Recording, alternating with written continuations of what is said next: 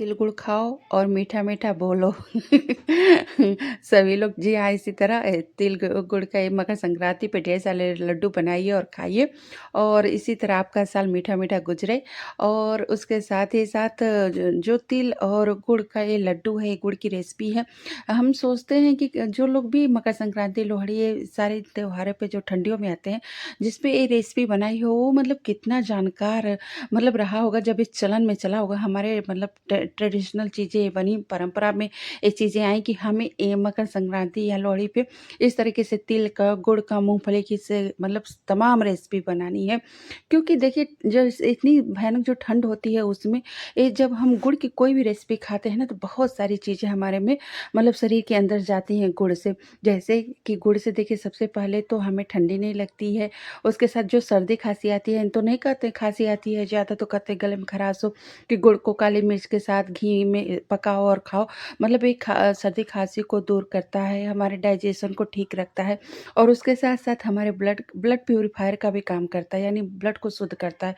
मैंने देखा है, कुछ लोग वो थे, मतलब जहाँ हम रहते थे पहले, तो वहाँ नीचे वो लोग कॉटन मिल में काम करते थे, मतलब जो वहाँ ये रुई का काम होता था, तो वो लोग गुड़ लेकर के जाते थे और गुड़ खा के जाते थे, यानी ड्यूटी से आते थे तो भी गुड़ खाते थे।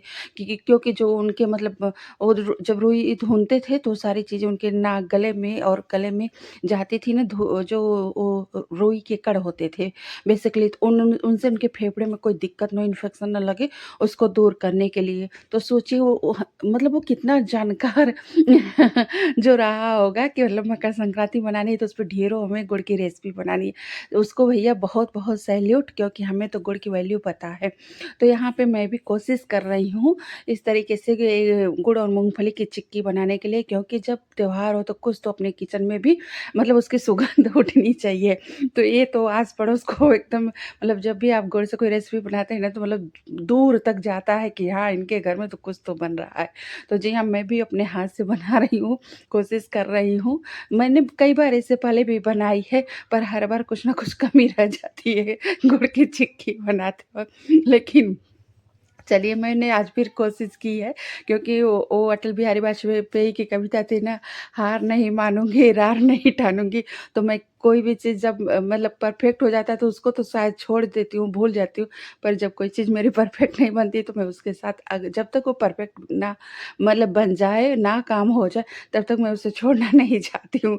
तो इस तरीके से मैं अपने मतलब पूर्व प्रधानमंत्री अटल बिहारी वाजपेयी की बहुत बड़ी चेली हूँ, क्योंकि मुझे ये उनकी लाइन मतलब मेरे मुँह पे रटे-रटाए रहता है।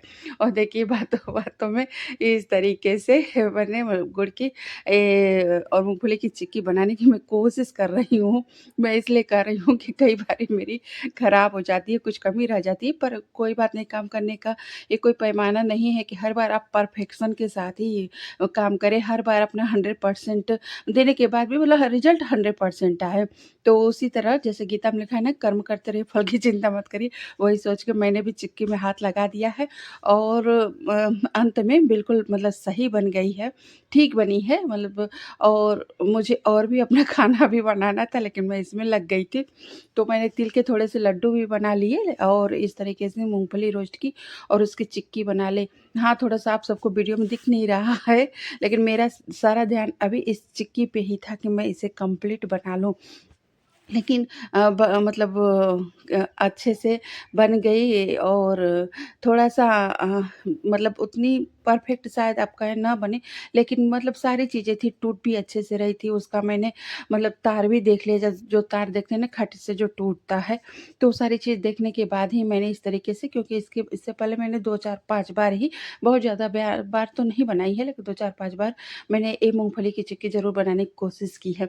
तो वही बात है, रार नहीं मानूँगी, हार नहीं मानूँगी, रार नहीं ठानूँगी, और यही कहते-कहते मैंने अपनी एक चिक्की बना ली। और इसके साथ मुझे तब ध्यान आया कि अरे, मुझे तो और भी खाना भी बनाना है, बहुत लेट हो रहा था। तो मैंने फटाफट से इसमें कट वट लगा के इसको अच्छे तरीके से और मैंने एक तरफ किया और उसके बाद हाँ, थोड़े-से इसमें बर्तन भी हो जाते हैं गंदे।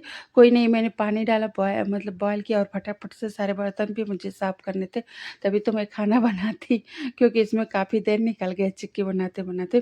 पर मतलब हाँ, मेरा पूरा किचन मतलब गुड़ की मिठास से भर गया, ये सबसे अच्छी बात रही।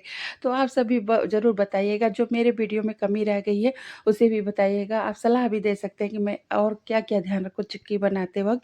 और इसके साथ ही साथ आप सबके साथ भी कभी ऐसा हुआ हो कि ये सब बनाते वक़्त मतलब कुछ तो शुरू-शुरू में सभी के साथ होता है कि कोई भी रेसिपी परफेक्शन के साथ नहीं बनती, परफेक्ट नहीं बनती, तो आप सब भी वो सब भी शेयर करिएगा।